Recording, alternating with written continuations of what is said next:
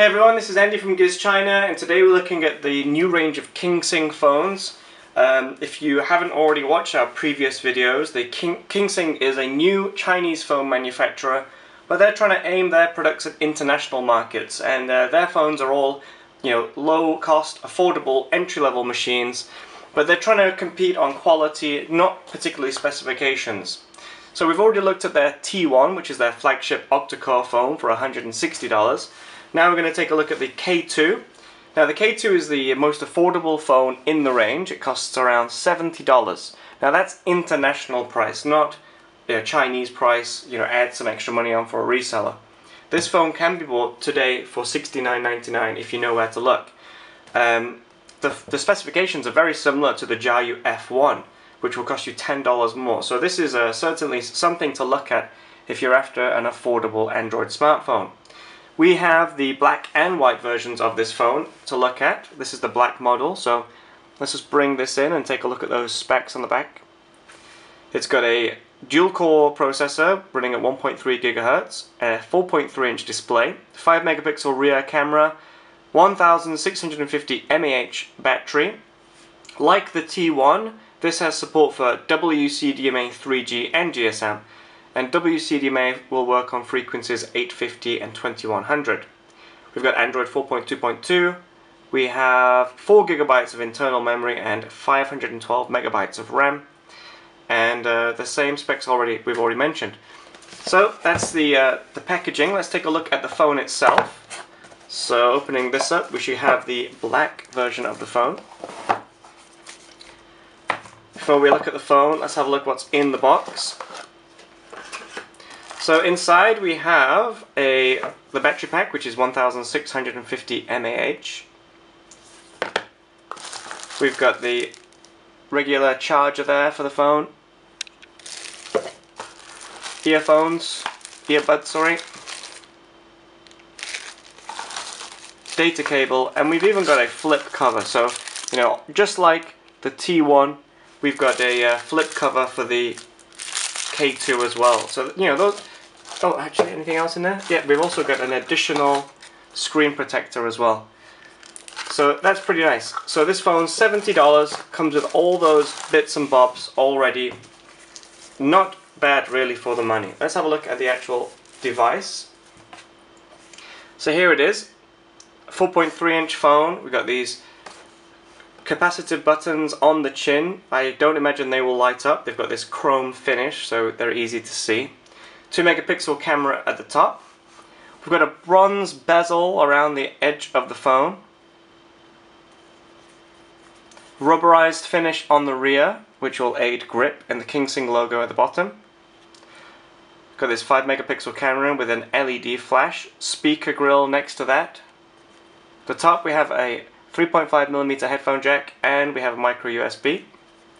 Volume rocker on the right this time, and power button on the left. Before I put the battery in, let's have a look at the white version of the K2, just for comparison. So the specs are the same. This is the K2 in white. It's already got the screen protector on there, but there's another one in the box.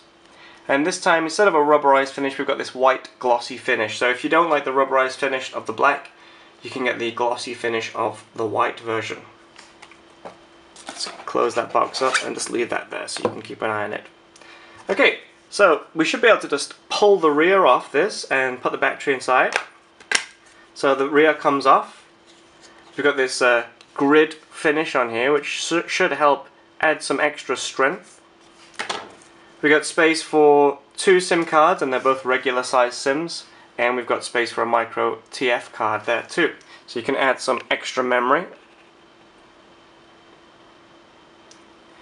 Okay, let's put the battery inside and see what this looks like.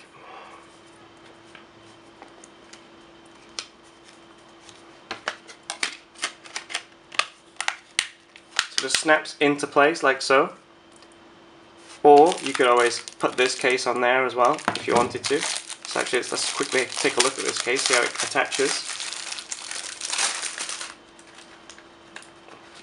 This will stick on. You've got this double-sided sticky tape here, which will stick on to the rear of the phone. Okay, let's turn the K2 on.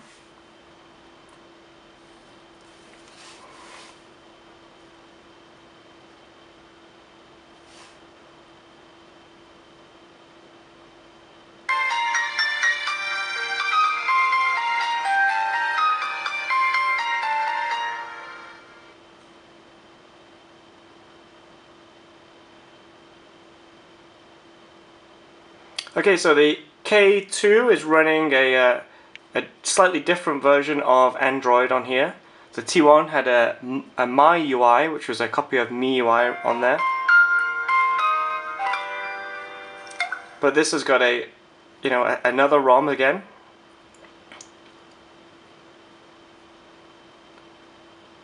So we've got these different animations making me dizzy as I flick through. The dual-core processor and the 512 megabytes of RAM is handling all this different movement on screen without a problem. It's not bad actually, quite impressive. Oh, interesting, we've got Antutu already built in here, already installed. It's not Antutu-X, it's just regular Antutu. Someone's already ran it. We've got 11,302 points on here. So I will load up Antutu-X and see if that's correct. But if they are correct, that's not bad. That's about on par with the Jiayu F1. Like the T1, we've got a Google Play Store. We've got our Google Maps in here, so all your Google services are already built in. So again, 5 megapixel camera. That's with the LED flash turned on. So a little bit slow. But bear in mind, the cost of the phone. Let's turn the flash off. See if that speeds up any. There you go, it's a little bit faster. Obviously. Has it got burst mode? Burst mode also. Photos are a little bit dark looking. But again, if you, for this kind of money, you can't have everything. Seems to be okay. Again, flicking from picture to picture, zooming in and out. Handles everything quite well considering its low-end specifications. So this is actually a very similar ROM to the ROM that Jiayu are using on their F1. It's got Android 4.2.2, 1.3 GHz dual-core processor and 4 GB of internal memory. Languages. Got tons of different languages to choose from, actually more than the T1 has. So you should be able to use this phone in your own native language. It's not a bad phone actually. I mean, I'm only flicking around with it for the first time now, but it feels nice in the hand. Feels not particularly heavy or lightweight. It's quite well balanced. The screen is okay. I mean, the viewing angles aren't super amazing, but it is a $70 Android smartphone, and this is running the similar specs to high-end phones from just a couple of years ago, which would have cost a lot more. So yeah, KingSing could be onto something with this phone.